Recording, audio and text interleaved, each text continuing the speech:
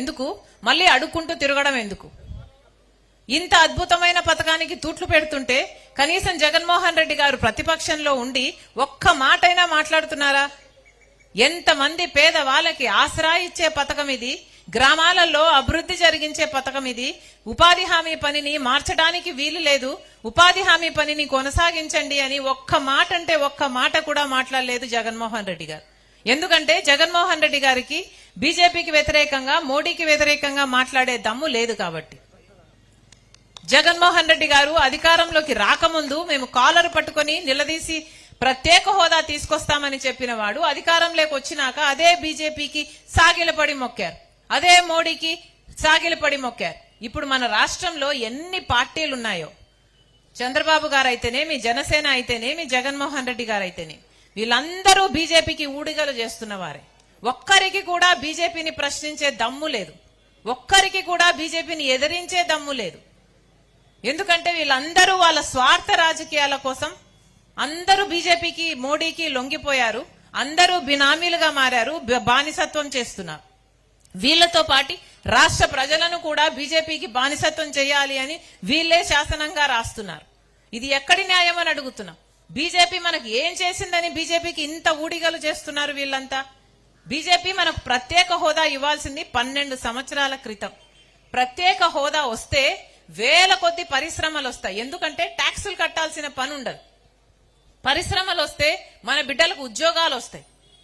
12 సంవత్సరాల కింద మనకు ప్రత్యేక హోదా వచ్చుంటే ఈ రోజు ఆంధ్ర రాష్ట్రం గతి ఎలాగో ఉండేది, అద్భుతంగా ఉండేది. కానీ బీజేపీ మనకు ప్రత్యేక హోదా ఇవ్వలేదు. పోనీ పోలవరం ప్రాజెక్టు పూర్తి చేసిందా అంటే ఇప్పటి వరకు పూర్తి చేయలేదు. పోనీ మనకు ఏదైనా రాజధాని కట్టించిందా అంటే ఇప్పటి వరకు మనకు రాజధాని కూడా లేదు. పక్క రాష్ట్రాలందరికీ అన్ని ఉన్నాయి, బెంగళూరు ఉంది, చెన్నై ఉంది, ముంబై ఉంది. మనకేముంది? చేతిలో చిప్పు ఉంది. మన బిడ్డలకు కనీసం ఉద్యోగాలు చేసుకుందామంటే ఒక చోటు కూడా లేదు, మనకు ఒక రాజధాని కూడా లేదు.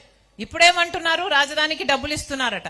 ఈ డబ్బులన్నీ ఇవ్వాల్సింది నిధులుగా ఇవ్వాలి, కానీ ఇప్పుడు ఎలా ఇస్తున్నారు వీళ్ళు? బీజేపీ ఇస్తున్నది అప్పులుగా ఇస్తున్నారు. ఈ అప్పులన్నీ మళ్ళీ రాష్ట్రం తిరిగి ఇచ్చేయాలట.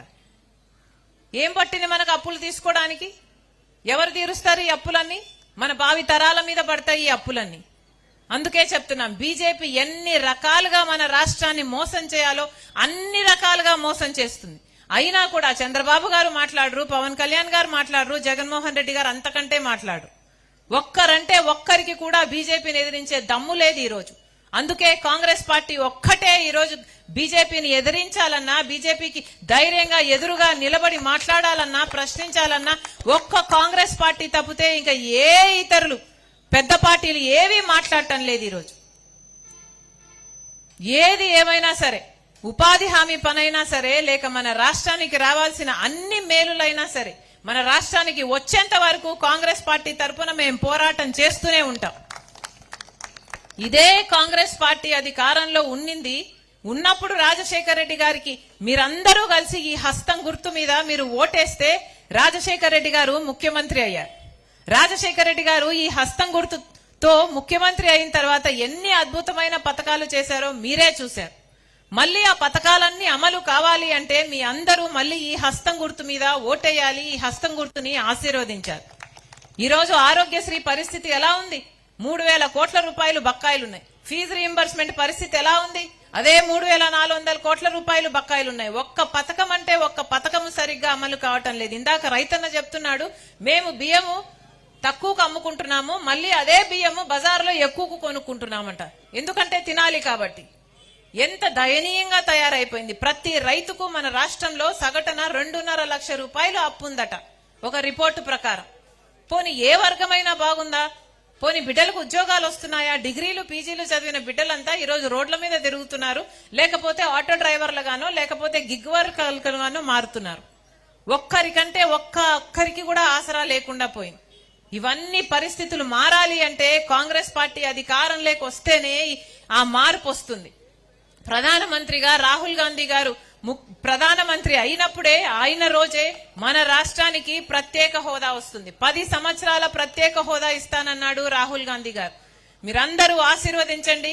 కాంగ్రెస్ పార్టీ అధికారంలోకి వస్తే మనకు ప్రత్యేక హోదా వస్తుంది. రాజశేఖర రెడ్డి గారు తలపెట్టిన అన్ని కార్యక్రమాలు మళ్ళీ అద్భుతంగా జరుగుతాయి. రుణమాఫీ, ఆరోగ్యశ్రీ, ఫీజు రీంబర్స్మెంట్, ఇందిరమ్మ ఇల్లు, ఇలాంటి ఏ పథకము జరగాలన్నా ఇప్పుడు పేదవారికి కనీసం పెన్షన్లు కూడా ఇచ్చే దిక్కు లేదు అంటే ఎంత దరిద్రమైన స్థితిలో మన రాష్ట్రం ఉందో మీకు అర్థమవుతుందా? ఇందాక ఒక మహిళ ఇక్కడ నిలబడి చెప్తుంది, నా భర్త నేను ఇద్దరము ముసలి వాళ్ళము, ఒకరికి వస్తుంది ఒకరికి రావటం లేదు అని. అన్యాయం కాదా? ఎవరు అడుగుతున్నారు? ఎవరు మాట్లాడుతున్నారు? ప్రభుత్వాలు మారుతున్నాయి, ముఖ్యమంత్రులు మారుతున్నారు, కానీ ఒక్కరు కూడా వీళ్ళ గురించి ఆలోచన చేసే వాళ్ళు లేరు కదా.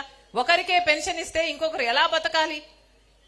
ఇవన్నీ మారాలి. ఈ పరిస్థితులు మారాలి అంటే కాంగ్రెస్ పార్టీని మీరు ఆశీర్వదించండి. మేమందరము నిలబడతాం, మీకోసం కొట్లాడతాం, కానీ మా వెనకాల మీరుండకపోతే మా పోరాటానికి అర్థం లేదు. మీ అందరూ మాతో పాటు నిలబడండి, మమ్మల్ని బలపరచండి. మళ్ళీ రాజశేఖర రెడ్డి గారి సంక్షేమ పాలన తీసుకొస్తానని రాజశేఖర రెడ్డి బిడ్డ మీకు మాటిస్తుంది. మరొకసారి ఇంతమంది మీ పనులు మానుకొని మా కోసం సమయం చేసుకొని వచ్చారు. వచ్చిన ప్రతి ఒక్కరికి, ప్రతి అక్కకు